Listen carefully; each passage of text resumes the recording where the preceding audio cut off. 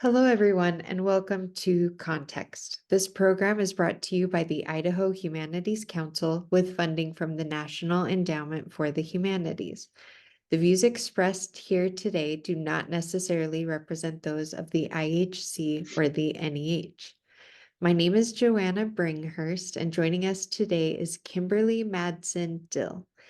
Kim Madsen Dill has taught in the English department at the College of Southern Idaho since 2004, and she recently retired.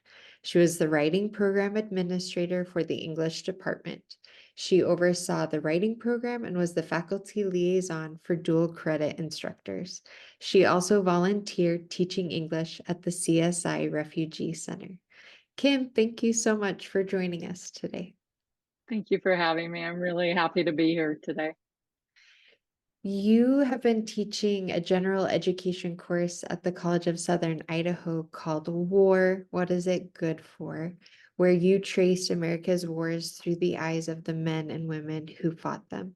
How did you first become interested in veterans literature?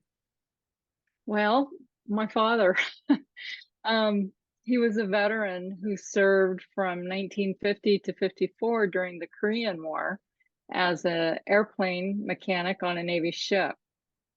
He became a professional pilot in the years after Korea, and then in July of 1964, he enlisted in the Army because of the Vietnam War.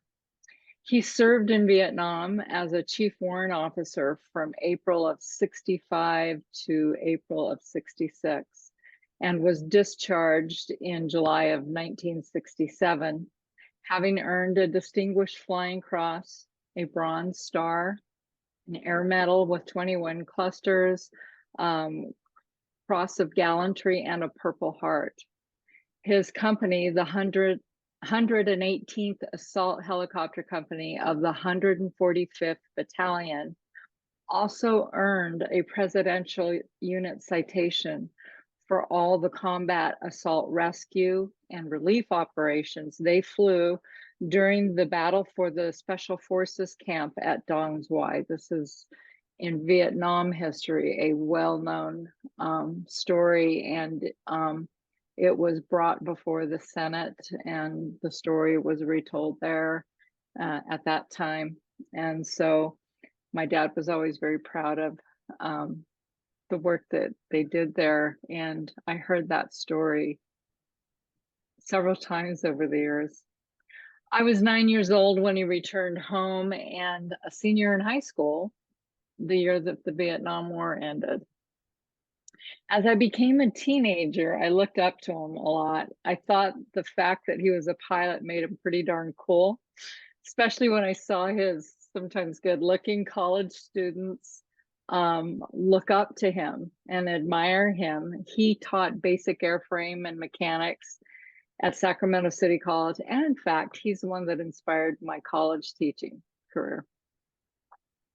During the summers, he flew helicopters as a bush pilot in Canada and Alaska. One summer when I was about 13, he took all of us, my mom, my sister, my brother, and I, with him up to the Yukon Territory. That trip had been made possible because the summer before, he had rescued his boss who had crashed and gone missing. They couldn't locate him, and I don't remember how long he was missing, but I think it was several days. To thank my dad, his boss invited him to bring his family up the following summer, all expenses paid. So anyway, in the years following his return, my dad dealt with his memories of the war and the effect on him of his country's response to that service. At the same time, I began to develop political opinions that sometimes often conflicted with my dad's, especially about the Vietnam War. Add to this the typical teen angst and rebellion, and you can imagine the conflict. So my solution was to start reading some of the books that I knew my dad liked. We were a family of readers, so it was easy to find something I knew that he liked about sailing, adventure stories, flying, or war. One of the early books that I read, I can't say it was the first, but one of the early books that I read was Bat 21 by William C. Anderson. And it was a story, the true story of Air Force Colonel Isil, I think I'm pronouncing that correctly, Gene Hamilton's real life rescue from behind enemy lines in Vietnam. At the time, it was the largest rescue operation in United States Air Force history. I believe that it was later made into a movie, and then I also would watch his favorite war films. One of the ones that comes to mind is The Bridge Over the River Kwai, about World War II, and he read a ton about World War II as well. It wasn't just Vietnam that he was reading about. And before long, I was hooked. I saw my dad struggle with PTSD. I didn't have a name for it in the early years, but later, especially as I read about war, I began to understand a little bit better about the demons that he faced. And as I listened to his stories, I understood even more. As I became an adult, he began to open up and tell me about some of his stories too. During the Battle of Don's Y, the one that I mentioned earlier, Dad had been assigned the Bravo 2 position. I can't tell you exactly what that is, but he had been assigned the Bravo 2 position in a formation known as V's of 3. So my guess is that it was formations of 3 ships in a V formation, and he was assigned the Bravo 2 position. But at the last minute, he was told to switch aircraft with another pilot. His company, the 118th, led the assault, and the formation was ambushed in the landing zone with mortar, demolitions, automatic weapons, and rifle fire. A mortar round exploded near the helicopter he had been switched out of, and the aircraft veered out of control and burst into flames. I remember my dad talking about them coming in and landing. This was a plantation, and there were rice paddies, and landing, and literally the water buffalo just exploding, and the mayhem that he saw. Dad told me of the guilt he felt, that this was fairly early after he had been in country, and as I recall, it was one of the first huge battles that he was in. And he just, we hear about that, the survivor's guilt, and he felt it. And then there was another story that he shared with me so often, and it was about his best friend, his fellow chief warrant officer, Van Sherrill. I have bookmarked that story, which is in this book, American Warrior, it was written by Brigadier General John C. Doc Benson Jr., retired Army. And Doc Benson was another friend or acquaintance of my father's. They were there in country together.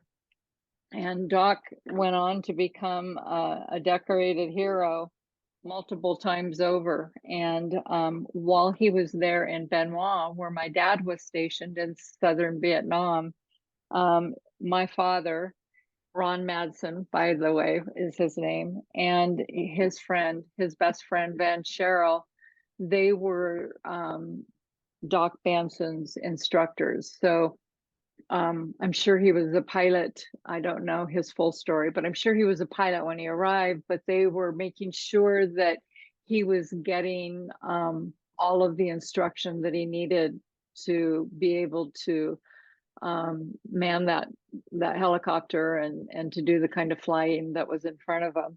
So he wrote this book, and in the book, he recounts some of these stories. And he asked my dad to tell his and Van's story about the day that Van died. So let me read that. My dad recounts the loss of his good friend. Van and I were out on a standardization ride. It was really a pretty day, not too hot. We had been doing auto rotations, having fun, taking turns to see who could get closest to the touchdown point when we got a call from our operations saying they needed a medevac at a certain area. Medevac is when they go in and they get a soldier who's in medical need from wounds or whatever, and they fly him to an aid station. They asked if we had the fuel to do it. We did, so we immediately headed in the direction given. We got the ground forces frequency from the code book and made contact as we got close to its position. We asked if they were in a secure area. They said all was quiet.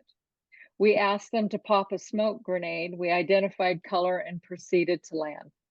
The usual landing procedure was to come in pretty high, then bottom the collective and make a fast descending spiral with a steep flare on the bottom to decelerate the touchdown. I believe the collective is the stick that they would fly with kind of between their legs that they use to control the helicopter.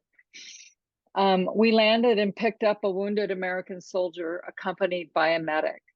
Once they were secure, we flew to the hot spot at Saigon.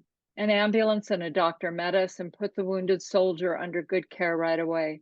The medic stayed on board with us for a lift back to his unit. We were running low on fuel, necessitating a refueling stop before flying to the medic's unit. When we landed to refuel, I asked Van if he wanted to fly in the right seat for a while. He said after we dropped the medic off, we could go for lunch and he would change seats with me then. Before we could get the medic home, we received another medevac call. After having plenty of fuel and the medic on board, we headed for the location given. Once again, same routine. Area seemed secure. The soldiers on the ground popped smoke. We called color before making our final approach to the LZ, or the landing zone. Van was flying from the seat, doing an overhead spiral to land. As he flared our helicopter for landing, I had the impression of two men standing up to our left. It all happened so fast. The familiar crack as a bullet hit the helicopter. The helicopter pitched when Van let loose of the cyclic and grabbed his neck. I grabbed the controls. Everything seemed to be moving in slow motion. Van cocked his head toward me. He had a surprised look on his face. Blood was squirting through his fingers, spraying the instrument panel and me. It's a picture that will forever be etched in my memory. I was hollering for the medic as I dove to the right, trying to accelerate. Van started to slump.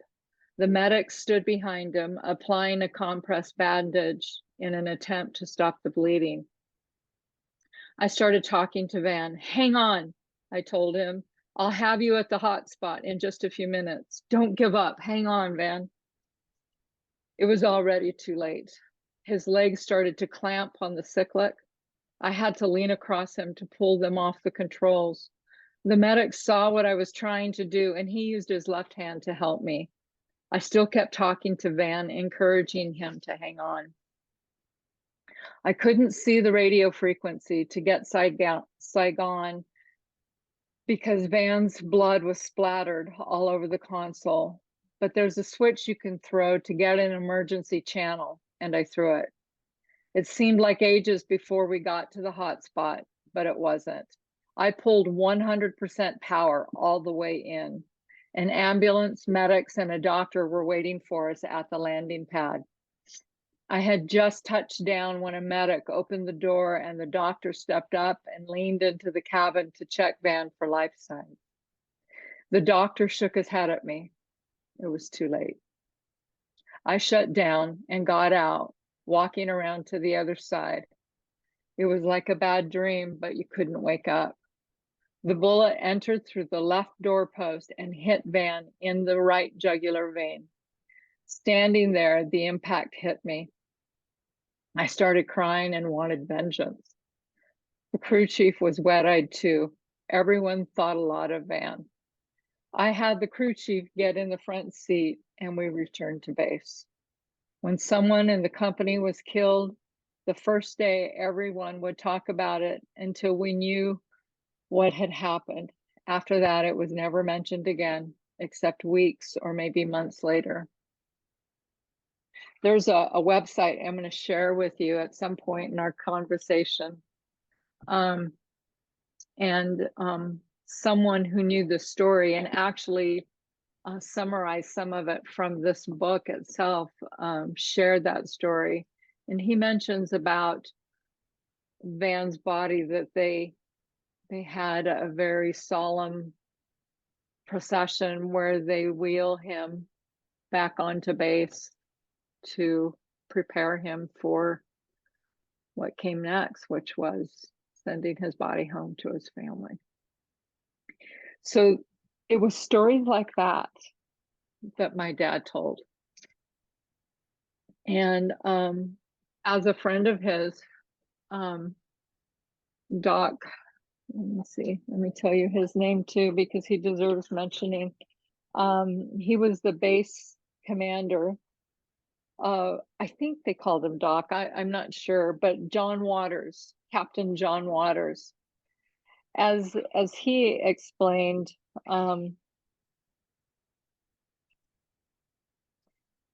that stories like that were not the only thing. I mean, they're terribly horrific and traumatic. And as you can see by those two stories, both the getting switched out of one helicopter and put into another, only to have that helicopter crash, and then not switching seats with Van. And because of where Van was sitting, he's the one that was hit by the bullet. That my dad just had such an enormous amount of survivor's guilt. And he always believed that he needed to live up to what was left for him, this life, and he needed to live it well.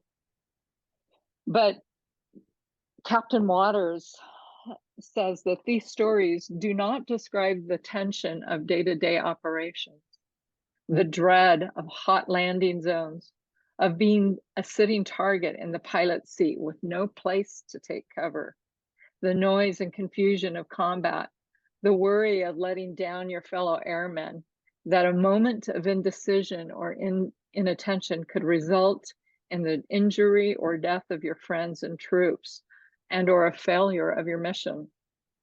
A heavily loaded helicopter in hot, humid air must be coaxed, persuaded to stagger into the air. There is no margin for error. Split decisions must be made on whether to abort a takeoff or risk crashing into a barrier of trees or landing on boulders and stumps hidden in elephant grass. Combat crews must often deal with these hazards to flight after prolonged flight operations and without adequate rest. Mind-numbing tiredness, bordering on total exhaustion, is often the norm, not the exception. The threat and gnawing fear of a midair collision in formation or in a landing zone is never far away. Ron has seen this happen. He was writing about my dad.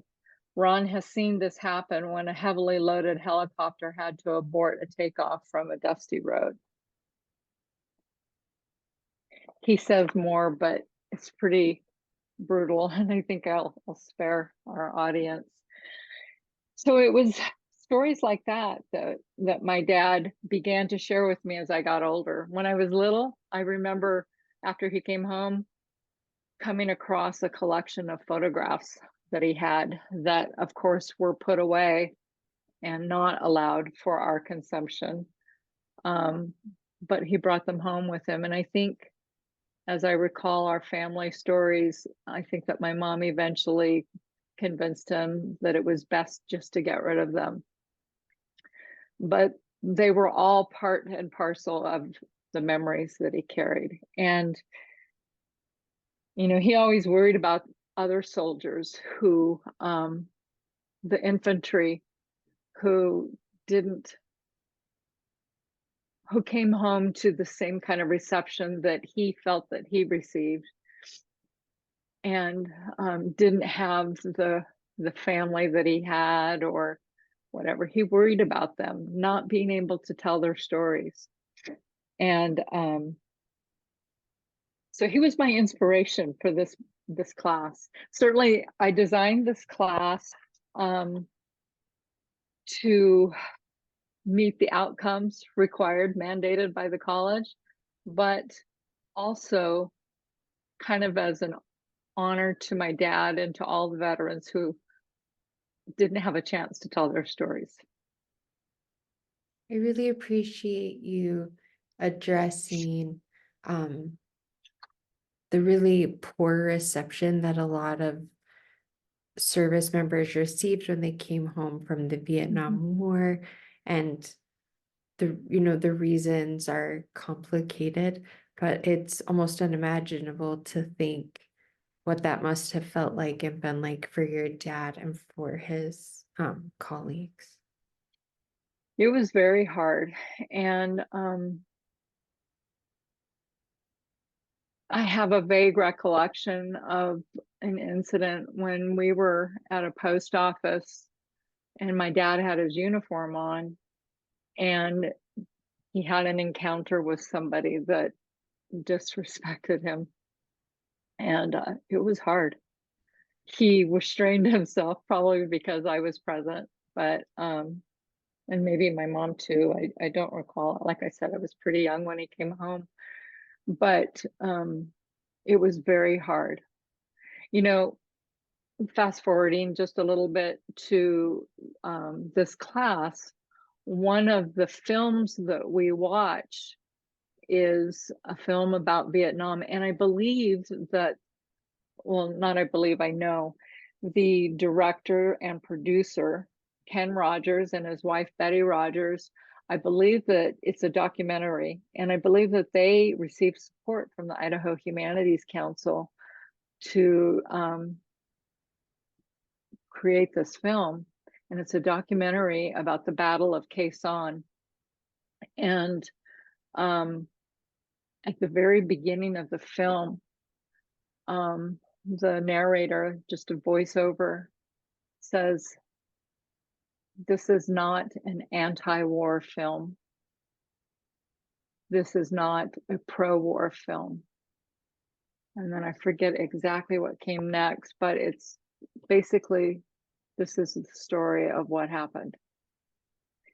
And sometimes, like with some of these books that I read with my students or other books that I'm just researching, I go to the number one website for buying anything online. I won't name them, and search for my books.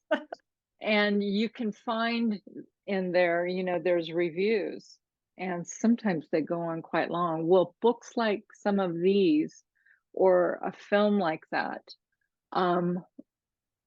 books that tell some of the harsh realities of war, people will go on there and rant because they think, oh, this is just anti-war, fill in the blank.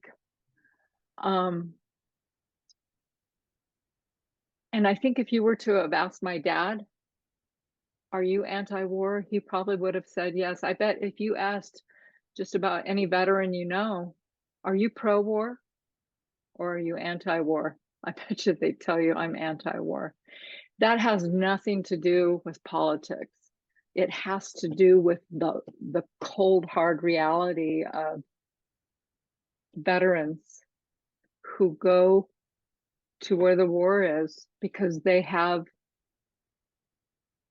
the sense of obligation that this is my country, for better or worse. My job is to go there and to stand in the gap for my country and for my family and for my fellow citizens. It's a sense of honor. And, like I alluded to earlier, as a teenager, the Vietnam War was going on and all these protests. And I remember the Kent State shootings. They had a profound impact on me. I was devastated. And I mean, my dad and I weren't in a pitched battle, but we had long conversations, sometimes very intense. And um, I always respected him, but I was deeply concerned and probably a bit young to be out there as a protester of the war, but I might have been if I had found the opportunity. And because I'm very much against war, and what I'm against is what it does to the soldiers, but I have the utmost respect for them. Yeah. So given given your history with your family and the complicated nature of veterans' experiences, how did you go about building a class at CSI, truly showcase and share what veterans have written and published about their experiences? Well, of course, so the title of the course is Introduction to General Education. And maybe what I should do is read the course description to you. That might give a good starting place. Excuse me. War, what is it good for? War, the anthem song of the 60s countercultural revolution, argues that war is good for absolutely nothing. But is it? In this class, we will trace America's wars through the eyes of the men and women who have fought them, from the Civil War, the First and Second World Wars, Vietnam, and the Iraq and Afghanistan wars, in novels, memoirs, film, music, poetry, and essays. Using discussion, interviews, and writing, we will attempt to answer this question: war, what is it good for? Obviously, the guiding principle for me as I built this class was to meet the college's mandated outcomes for my students, using the readings and the work of this class to help my students, and to remind me, to remind us of the sacrifices made by our fellow citizen soldiers. One of the readings, I use that term broadly, as you can tell from that course description, but one of the readings that we now use that was actually shared with me by one of my former students is a TED Talk. And in this TED Talk, Dr. Mike Haney is his name. He reminds us that after the Vietnam War, we went away from a conscripted army, and it became, citizens enlisting of their own free will. And he argues, I don't know honestly if he would argue for a return of the draft, but he does argue that by virtue of this kind of army, that what has happened is that Americans have become disconnected with the reality that our sons and daughters, we can feel that connection, but our neighbors, the kid down the street, that they are paying the price of whatever the war is that America is involved in. And in fact, I don't recall the statistics, but Dr. Haney says that once we went away from a draft conscripted service army, that the number of conflicts that American soldiers were sent into markedly increased. And I think it's part of his argument, that it's easier for that to happen when the whole country isn't completely emotionally invested in the fact that we have fellow citizens there and more, and it makes a difference. And because of it, especially in most recent times, there's been a huge increase of suicide rates and a big increase of mental health issues. Some of those statistics, the generation of veterans who are alive right now, many of them quite young, 20% commit suicide compared to veterans representing only 10% of our country. So the numbers don't add up. And he also says that over 30% of them have, or around 30% have disabilities of various kinds that affect their ability to find jobs. And he says so much more there, and I want to share that the name of that podcast and his name with you. In fact, as I was going to offer, and I don't know if it's doable with where you publish your podcast, but I want to offer to maybe give like a bibliography of some of the sources that I mentioned so that others can look them up and check them out for themselves. Absolutely, we can share that in the notes for our Great, podcast. great. So I wanted to give veterans a voice. And my students, like I said, you know, we meet the outcomes. It's interesting, this introduction to general education. I'm not the only one teaching it, and they're not all war lit classes. They are on every topic under the sun. But we all are working with our students to help them achieve certain outcomes. And I'm not going to read all of them, but one of them is the value of a general education, understanding different viewpoints or perspectives, and learning how to access different ways of knowing, like math and social science and history and things like that,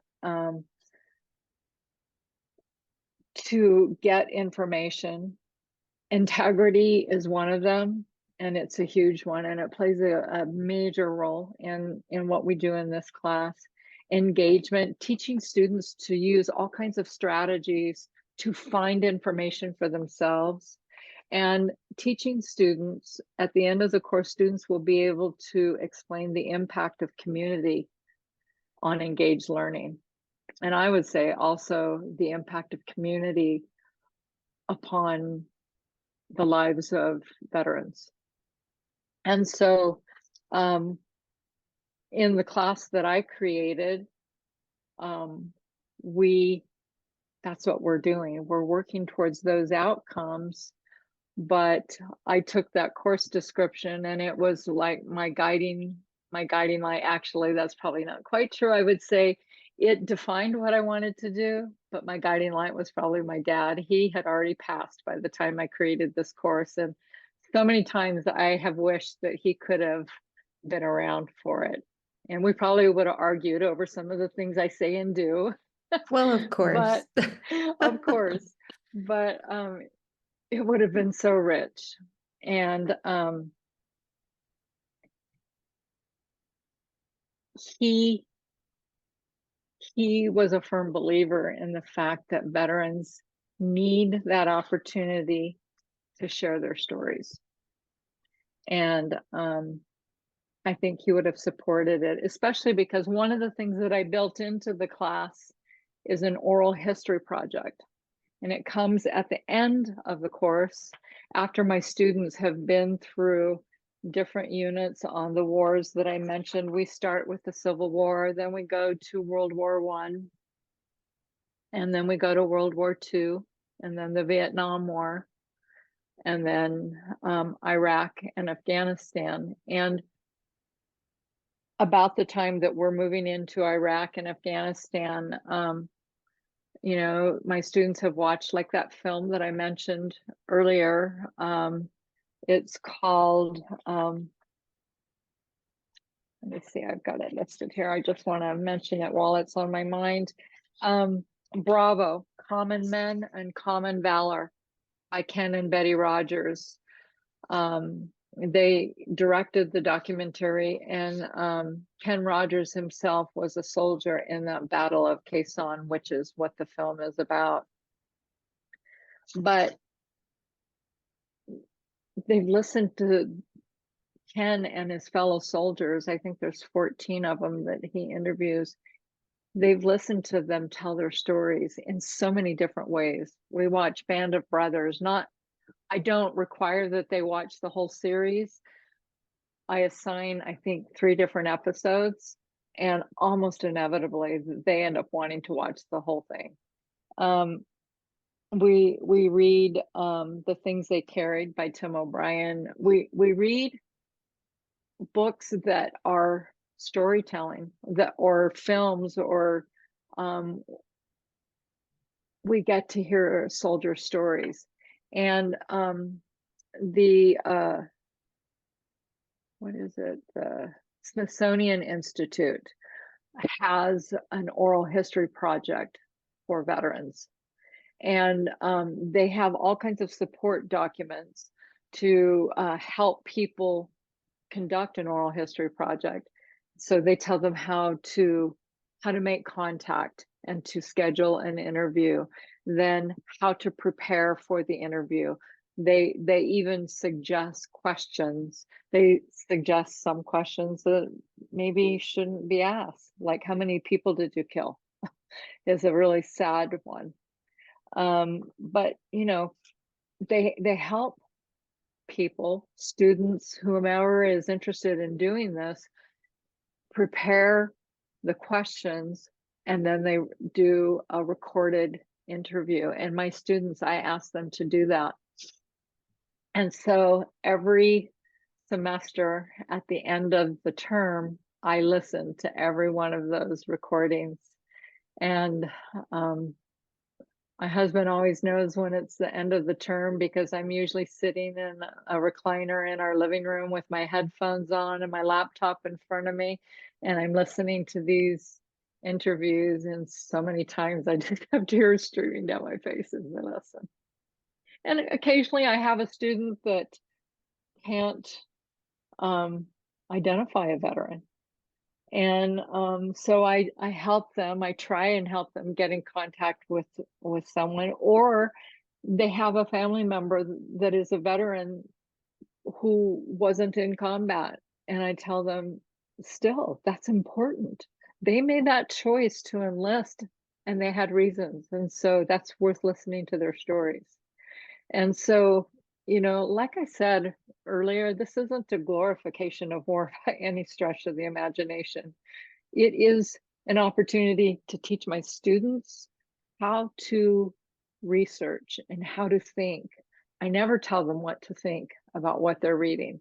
I let them form their own opinions. I ask them to support their opinions. And I want my students to actually come into contact with veterans, and to have that conversation. And I can tell you that over and over again, I've had students come to me and just say, this has just been life-changing. I had one student come to me. She worked, I don't know where it was, but it was maybe kind of a factory, possibly food production. And she wanted to do an oral history project for that company because it meant so much to her to do that. And she had opportunities to have conversations with coworkers who were veterans, and she realized the importance of doing it. I don't know if she was ever able to do it, but what matters to me is that desire that was in her heart, that was planted there by hearing veteran stories. Absolutely. Pretty powerful. Pretty powerful. Oh, I kind of lost track of the the question. Well, so Um, I'm wondering if for our listeners who can't take your class but want to read more and experience more veterans literature, could we go through the different conflicts and units in your class? And could you recommend maybe one or two of your favorite readings? And by readings, of course, you mean films, podcasts, sure. poetry, and all of that. And can you kind of tell us how you selected that piece for your class? I think you said you started with the Civil War. We did. Um, we started with the Civil War, and during the planning stages, I read a ton, and certainly a lot of books that never made it in. One of the challenges was this is a 16-week class, and it's an entry level 100 level course. And it's not a senior level nor a grad level kind of course where I can just pile on the reading. And so I had to very carefully choose the readings, the books. I narrowed it down to 3, which was really hard. And then I wanted to mix in, like I said, music. I bring in some of the anti-war music from Vietnam. I also bring in some music from World War One, and some of it too is anti-war. Not all of it, but written more sung more from the perspective of the mom whose child has gone off to war. So I watched and rewatched all kinds of films, research websites and documentaries, and even though I knew that I was somewhat, and I really want to qualify that, somewhat fluent in literature about Vietnam, I had also a library here at home that was my dad's, and it was filled with books about war, World War One, World War Two, Vietnam, Korea, and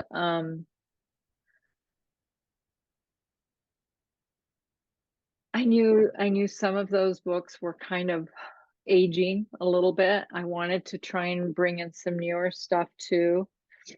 Um, for this class, the guiding principle was I wanted to give my students a chance to hear veteran stories. And so wherever possible, that's what I look for. In the Civil War, we read a novel. It's called The Killer Angels by Michael Shara. And it's one of those books that if you look at the reviewers, most of them praise it. But there's a few reviewers on there that are angry because they think that he disses on General Robert E. Lee and gives too much credit to the Union side. Um, you know, the thing that I loved about the novel when I read it is that in a way it's another bit of storytelling from the perspective of the soldiers, including the Confederate and the Union soldiers. And it's about the Battle of Gettysburg. So it's not about the whole Civil War, but it's about the Battle of Gettysburg. And it's really quite powerful. So like I said, we looked for all of these, or I looked for books and films and so forth that had storytelling. And it's interesting, when every semester I always have students that tell me that they never truly learned about the Civil War or World War One or Vietnam or one of the other wars that we studied. And perhaps for this reason, perhaps the reason is that they see history as a boring paragraph in a textbook or a matter of memorizing dates. But we kind of tend to, or I do, tend to forget dates. But as an English teacher, I recognize that stories are powerful. And if you can if you can hear or read an engaging story, it captivates your attention and draws you in, and there becomes an investment, an emotional investment in the story that you hear. And that's, I think, so important. I have a former high school student, Jordan Laird, who, when he graduated, he joined and he served in Iraq and Afghanistan. And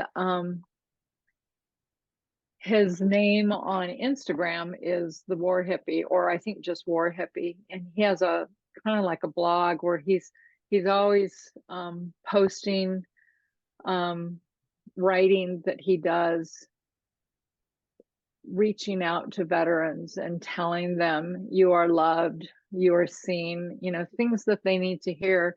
He has struggled with all kinds of mental health issues since getting out. In fact, he re-enlisted, I think, a couple of times, and then he became a contractor even. He was a sniper in Iraq and Afghanistan, and he didn't know how to get out and to go back to life. And it was a real struggle. And I think he's found his bearings now.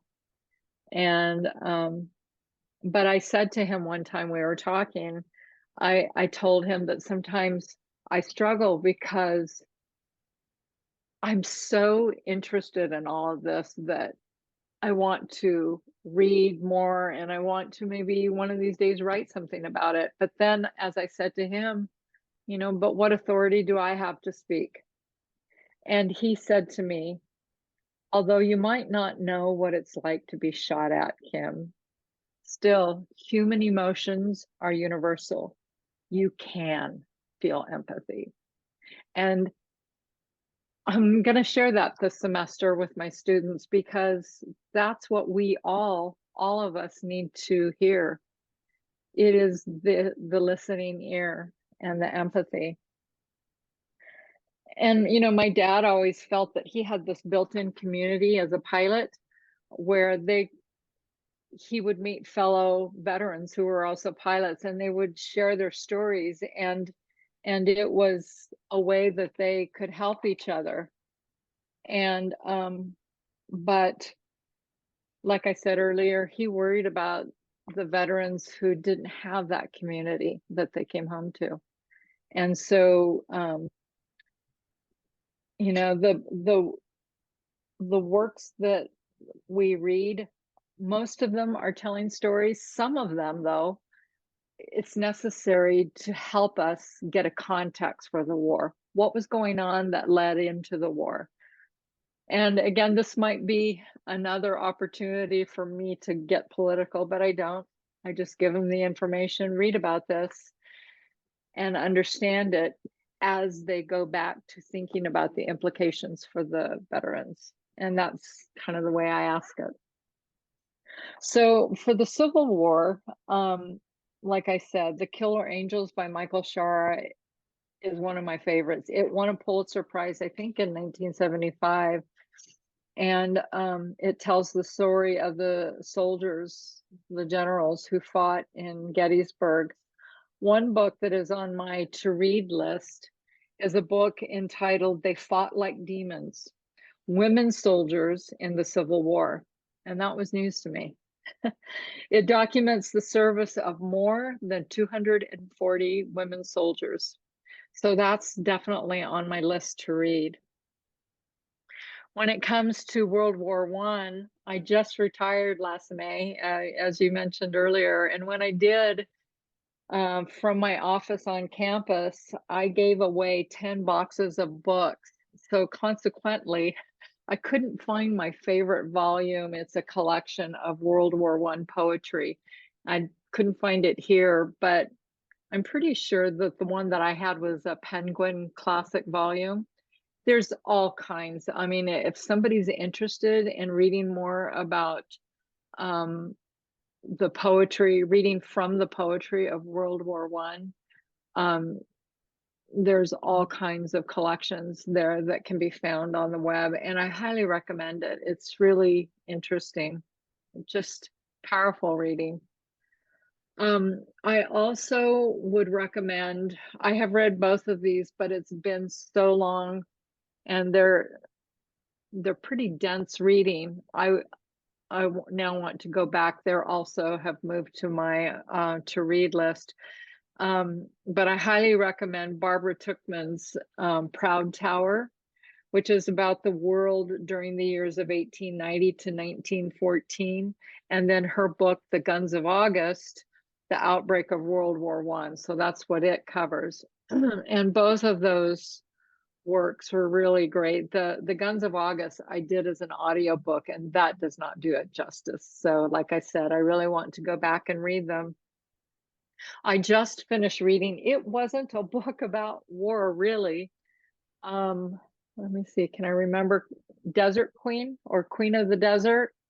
And it was about well, of course right now I'm going to draw a blank, my mind's not in that track, but it was about a woman who was kind of at the end of the Victorian period, and she traveled and wrote, but she ended up spending most of her time in the Middle East, and became a friend to sheiks, crossing the desert many times on camels.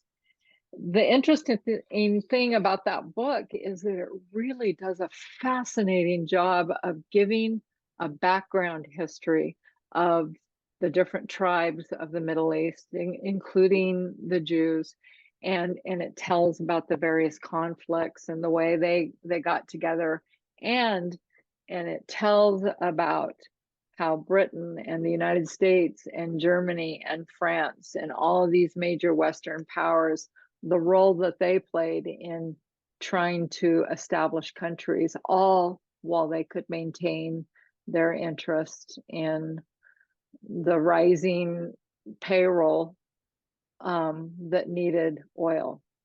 And so much of that had everything to do with the war now, but also the wars that are going on over there now, but also related to World War I. And so I just recommend that a good introduction to the history of the period is always smart. In my case, I for my students, I invite them to do some of their reading and research online. I give them sources that they're varied. Ken Burns, he's a great historian, but also there's different veterans websites and government websites, veterans organizations, but then also governmental veterans organizations. And there's just a lot of history that's available out there.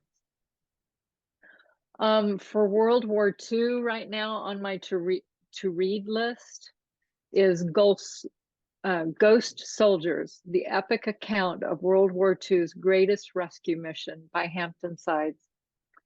And this book tells the story of 121 hand-selected US troops who marched 30 rugged miles to rescue 513 POWs in a hellish camp. Some of them were the last survivors of the Bataan Death March. And if you have much information about World War II, you know that the Bataan Death March was horrific. Of course, I recommend Band of Brothers by Spielberg and Hanks. And they also have another film out called The Pacific. And then they've got one that's coming out very soon, and it's about the aviation war. And I don't remember the title of it, but I am definitely waiting. Masters of the Air. That's it, Masters of the Air. It's definitely a good one. When it comes to Vietnam, I mentioned it earlier, but it bears repeating, and it is on Amazon, available on Amazon. It's Bravo, Common Men, Uncommon Valor by Ken and Betty Rogers.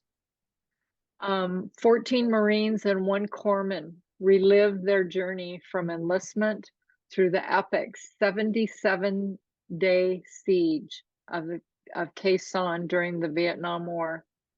Just Boys in 1968. They recount their ferocious experience in that wet and isolated battleground, fighting fear and the enemy, only to return to a nation at odds with this controversial war. Still today, the Quezon experience simmers just beneath their skin. And I can attest to that.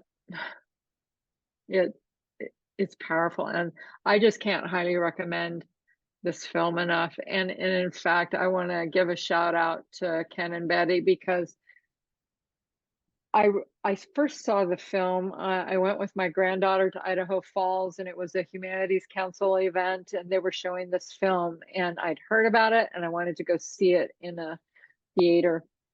And I had a chance to meet him afterwards. I was in the planning stages for this course. The first semester that I taught it was in fall of 2017. And I told him what I was doing, and told him I'd love to share this with my students, and asked him, is it available? And long story short, he gave me and my students permission to use it. And I would reach out to him every semester and say, we're doing another class, may we access? And he finally gave me blanket permission and said, just go ahead and use it. And it's just incredible. It's a powerful story. Then there is, I mentioned this also, The Things They Carried by Tim O'Brien. I use only the first title essay, but I've read the whole book, and it's powerful, and it's so good. And it's not surprising that he shot to fame because of this book, but he has others out too that are well worth your time. Then on my read list is A Rumor of War by Philip Caputo. And this description says, A Rumor of War is far more than one soldier story. Upon its publication in 1977, it shattered America's indifference to the fate of the men sent to fight in the jungles of Vietnam.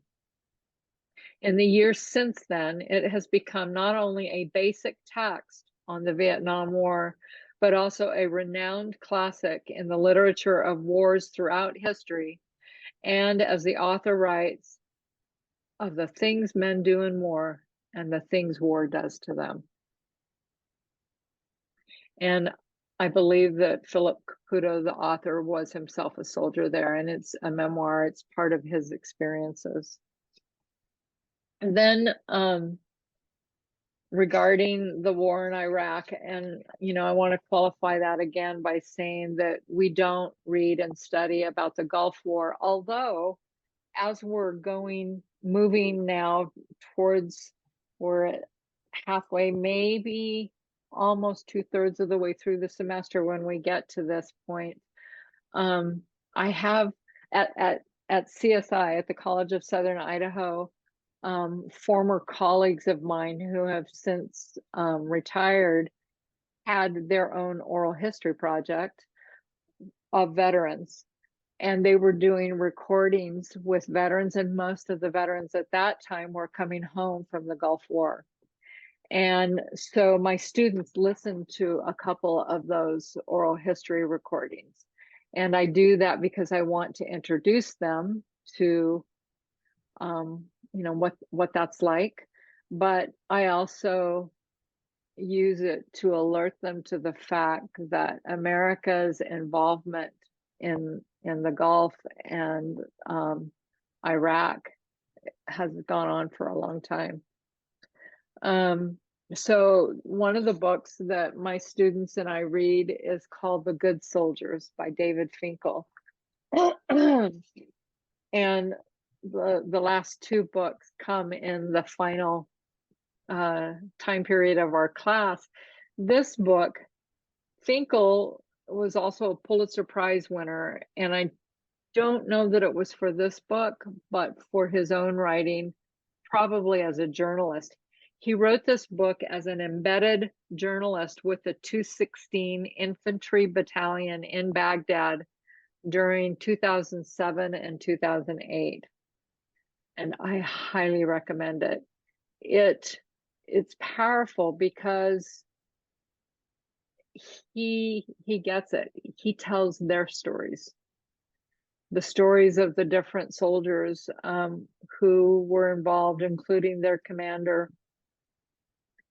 And, you know, again, it's one of those books that in the comment threads, the reviewers post, there's some people that complained, oh, this is just anti-war trash. It's not. It's a gold mine of stories giving us the perspective of the soldiers who were actually there. And the truth is, some of it's really ugly, you know, because he even returns to America and goes to the bedside of soldiers who are in hospital, some of them never to get out, and continues to tell their stories. He also opens every chapter with a quotation from former President George W. Bush, or maybe one of the generals, and they address what was going on in the Iraq War at that time. And so there's things about the surge, and here's how things are going. And, you know, the Iraq War was not unique. If you do any studying about war, one of the websites that I've looked at where I've downloaded transcripts from a Senate, I don't know if it was a committee hearing or just a general session, but we get reports from Dean Rusk and I can't remember who some of the others were, but these were some of the people who were in power and making decisions about the war in Vietnam. And to listen to the things that they say, everything's going swimmingly. You know, we're in there, we're getting it done. And Everything's fine. yeah. And you get a sense of that in this book, The Good Soldiers. And so maybe that's, you know, what puts some people off. But the truth is, that's the story of war. The reality of what is happening on the ground that our soldiers are experiencing always stands in sharp contrast. And there's heroic stories and there's wins, but there's still great loss. And I'm not talking about the battles themselves. I'm talking about the loss that of life, and I'm talking about the loss to the psyche of our soldiers. And so again, this is an anti-war, it's not pro-war. It's about telling our soldiers' stories. Another about the Iraq War, another book on my list to read is also by Finkel. It's called Thank You for Your Service. I'm not sure, I think it's been made into a movie. And then War Hippie, my former student, high school student, Jordan Laird. It's his name on Instagram, if somebody ever cares to go look. He writes a lot of really valuable stuff there. He's become a man of faith, and he doesn't shy away from sharing his faith. And so, you know, so for some people that might put them off, but what I find so valuable about what he's doing there is he believes that it's his job to reach out to other veterans. He himself, when he tells this story, was on the brink of suicide, and thank God pulled away from it. And he wants to reach out to other veterans who are struggling and to help them. And then finally, there's Afghanistan. And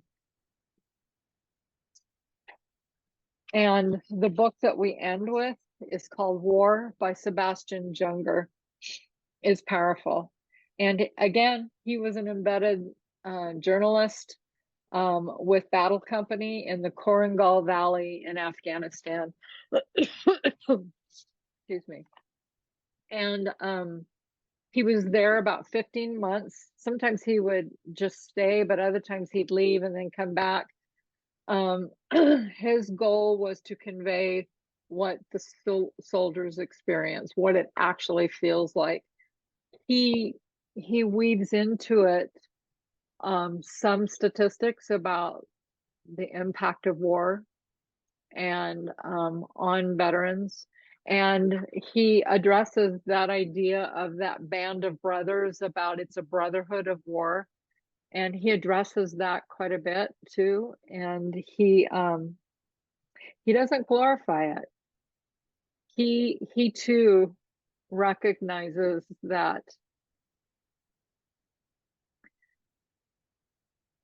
this is not all glory, but it's fighting for the guy next to me. And sure, they think about their families, but when it gets right down to it, the hard, cold reality is they're fighting for the person that's in the foxhole with them, or their buddy who's just been hauled out on a stretcher. And that's what they're doing.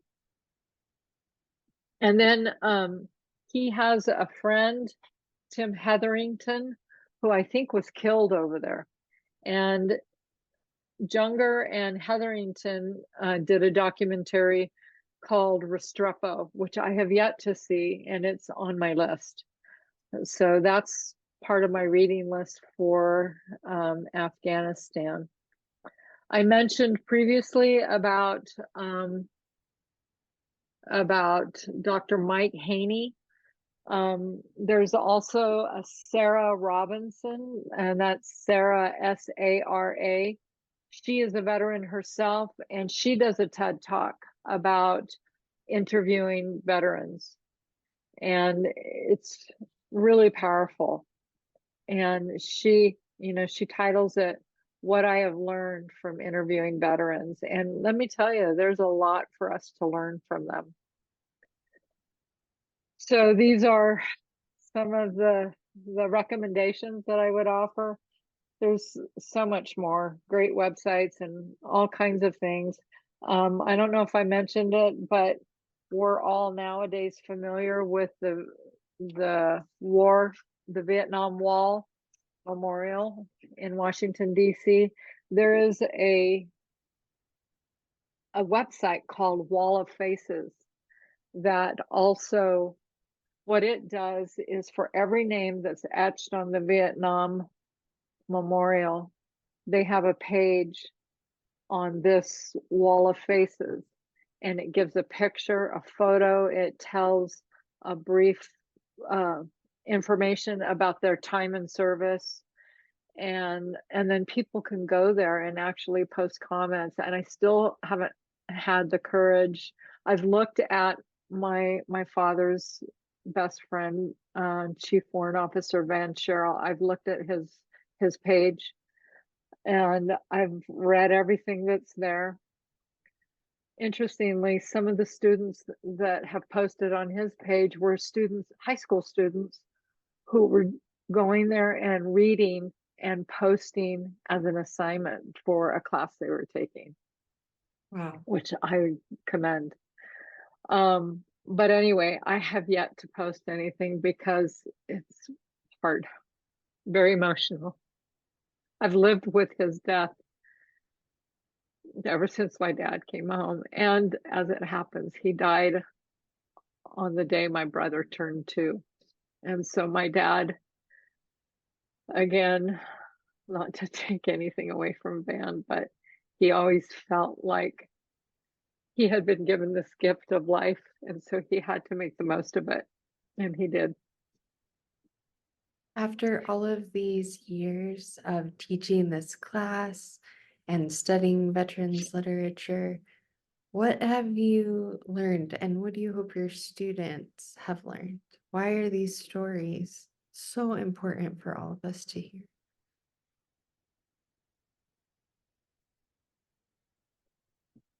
I've asked an impossible question, probably. Well, I mean, for me, it just keeps returning to the veterans. Dr. Mike Haney, in his podcast, I think it's called The Moral Obligation to Know Our Veterans. In his podcast, he says that he starts it by he's on an airplane and conversation lights up. Somebody finds out that one of the fellow passengers is a veteran, and the lady next to him says, "Thank you for your service." And Dr. Mike Haney's job, he works for Syracuse University. He's a veteran himself, but he did this TED Talk in 2014. And he says, he starts to tell her the real story of our veterans nowadays and what they're experiencing. And he gives those statistics of suicide and the statistics of they can't find jobs, and it's more than she can take. She checks out, puts her headphones in, and watches a film. And when that happens, somebody taps him on the shoulder and thanks him for what he was saying and says, "I'm a veteran and I'm new home and I'm struggling to find my way, find my place." He's very embarrassed because he's struggled with holding down a job. And part of it is the constant ringing in his ears that comes from the traumatic brain injury of bombs and explosions going off. And, you know, he tells a story. And one of the things that he says to Haney is, "I feel anonymous." Oh, And that just shouldn't be that way. And so one of the things that I've learned, I have a philosophy. I picked it up one time from a film I saw. It was just a brief short film. And it showed a guy going through his day, and he leaves the house and he's rushing and he's busy, he's important, and he's off to do his thing, and all the encounters that he has through his day. And we see his growing impatience with people. And when he's leaving his house, he backs up, almost hits a kid who's on his tricycle right behind him. And he gets out and chews the kid out. And where's your parents? Why aren't they watching you? And then he takes off. So we go through this whole day, and then we see him go through his day on repeat. But this time, every time he encounters someone, they have this small label on their forehead that in a word or a phrase sums up who they are or what they're going through, their struggle. And I've just never forgotten that. I'm one of those people that can get kind of impatient, and I'm rushing through my day and I've got so much to do. And, you know, the waitress that serves me, I'm ashamed to say sometimes I'm impatient. But in my best days, I try and remember that and think that person has a story. And how do we know that that person's not a veteran? And if we're less concerned with these and more concerned with looking around us and finding out what's going on, engaging with people, you never know what gold you're going to find. And that's what I remind myself. It's so important to connect to people. Maybe that person in front of me is somebody that needs to talk, needs to unburden, might be a veteran. And so that's the lesson that I've learned for myself. And I'm still chained to this thing. But, you know, I remember back in the early days of teaching in the college when the hallways in between classes would be filled with a roar because students would be out there talking and engaging with each other after class. And nowadays it's so different. It's too quiet. And you look down the hallway and too many of them are just standing there staring at their smartphones or dumb phones. So the point is that it's important to seek out these stories. I mean, great to read about them, certainly, but even better to connect with somebody with a cup of coffee and just to listen. And that's what I I hope my students take with them out of this class. And I they learn really how to be better appreciate you educated saying that. citizens. Well, yeah, that'd be nice Yeah, too. and that's part of our citizenship, isn't it? Is to be Of aware that course. because this is not a draft army that we have, that our neighbors are enlisting, and we need to care about what they're doing. Yeah, if we aren't learning those lessons from our military conflicts, from COVID, from the challenges that we're dealing with today, that we need each other, we need to connect more with each other and value each other's stories, then what's the point of these challenges, right? Yeah. And, that's what the humanities is all about. Yes, we are. That's why I became an English teacher. I love stories. Thank you so much, Kim. It's been so Thank you. lovely to talk to you today and learn from you. And I just wanted to just end today saying thank you for making us aware of these stories. And we at the Idaho Humanities Council value so much the experiences of our service members, and a big thank you to anyone who is listening. And thank you so much, Yes. Kim, for helping us be more engaged, look for each Yes. other better. I'd like to add, when you post this discussion, if you decide to post it, I want to say that I would welcome emails. And so you can use my College of Southern Idaho email. Fortunately, I am, though I'm retired, I'm teaching this class this semester. And if anybody listens to this recording and would like to get more information or ask questions, whatever, or if you're a veteran and have a story to tell, please reach out to me. And I would love to have a chat. Thank you. Thank you Thank so you. much. Okay.